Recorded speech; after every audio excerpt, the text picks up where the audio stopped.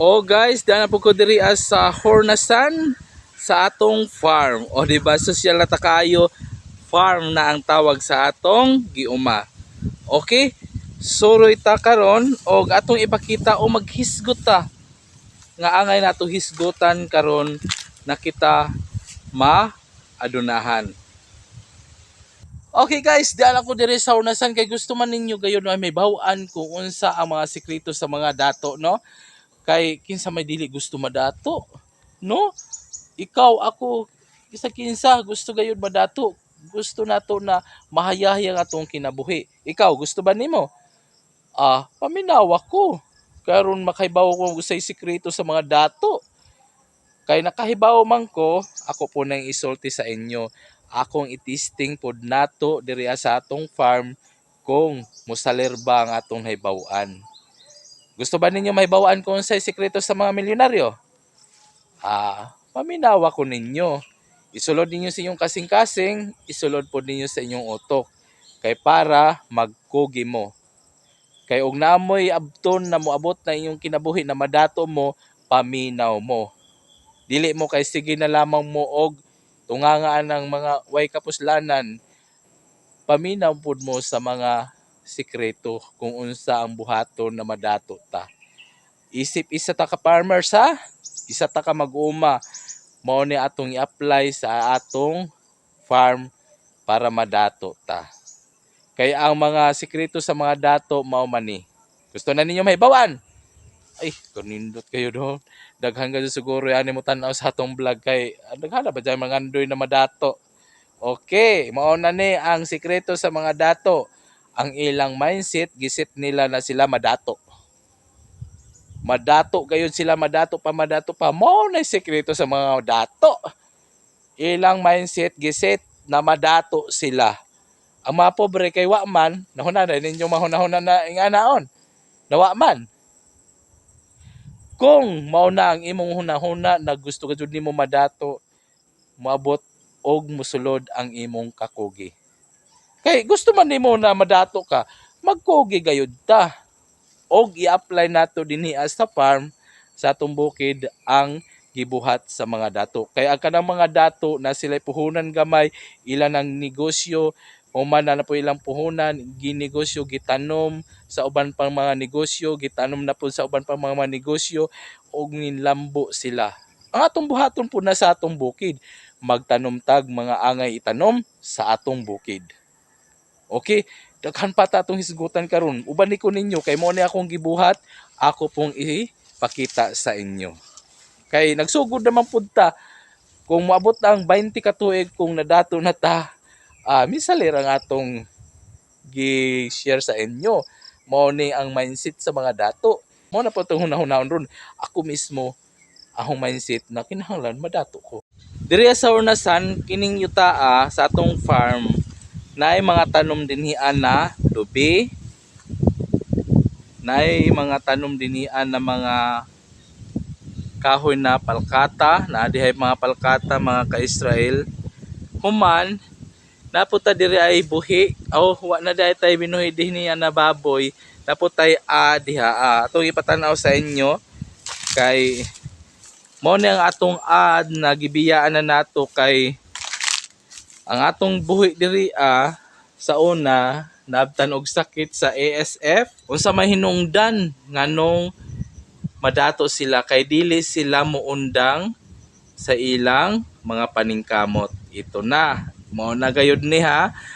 Kaning akong kay nay may mga nahitabo sa una na nangawag atong mga baboy, muuday na dili day ta muundang. Karon ako nang istit ang akong mind, akong nahuna na mobalik na taog buhi og baboy.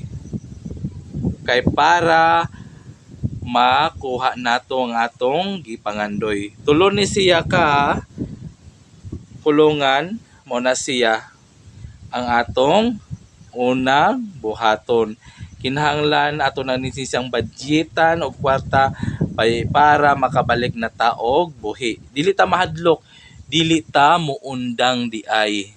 Kung unsa nga atong napakyas, ato gihapon na siyang balikan para mo asinso ta. Okay, na siya diri Human kani, syempre kung nata sa bukid mag-umata, ato magayon ang hinloan. Maghinlo gayud ta diha sa atong kaumahan. Disirta magtano, maghinlo sa ta, atong hinloan gayud na siya. Human, syempre, kung nahuman na ta paghinlo, ato gayud na siyang tamnan. Okay? Dili ta mo undang og tanom. Kay naaman ta diri sa bukid og diri man ta nag-uma, dili gayud ta mo undang og tanom. Kay ngano? Kay naaman ta sa bukid, ato magayon ning trabaho, mag-uma man ta, di tanom tag saging, bisag unsa diha sa inyong nahunaunaan. Hinluan sa tong bukid, o di ba? Kani dinhi ako ra gadyo naghinlo ani mga ka-Israel. Hinay-hinay ra ninaho kay naa naman gayo tay goal na madato ta. Mo ni buhaton sa mga dato, dili ta mo undang og huna-huna kung unsa ang atong buhaton.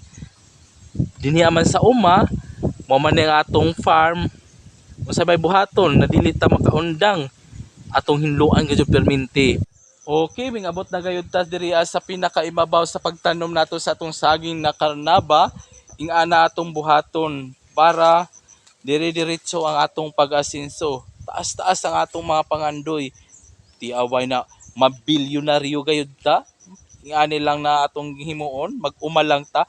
Mo nang ato gadyong paningkamutan, natinood ba ka ni? Nang atong mindset, mo gayud na atong isentro na kita mabilyonaryo, mamilyonaryo. Mo nang ang atong buhaton sa atong pag-uma, dili ta mo undang kung unsa pang atong angay itanom sa atong yuta. Mo ning diri nakatanom na ta diri ag 40 ka puno na. Unsa man na siya? Saging na karnaba. Human na patay mga lubi diha aron nahinluan naman ni siya, mudaghan na po na siya og bunga.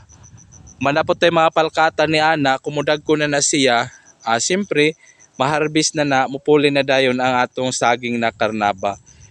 Muna ang atong buhaton na mangita tawag ikadugang income sa atong kinabuhi. Para dili na ta maingon na mag-uuma pobre man gihapon. Ito nang utroho nang hunahuna nato. Kinahanglan ang mag-uma mga dato na ta. O di ba? Human kung natay gitanom dili ta muundang, kinahanglan magdugang gihapon ta hantod na mamunga na siya. Pag abot sa pamunga diha na ang atong ingon pa nato tinuod na duwa. Kinahanglan gayud ato nang ibaligya ang atong mga produkto sa atong uma.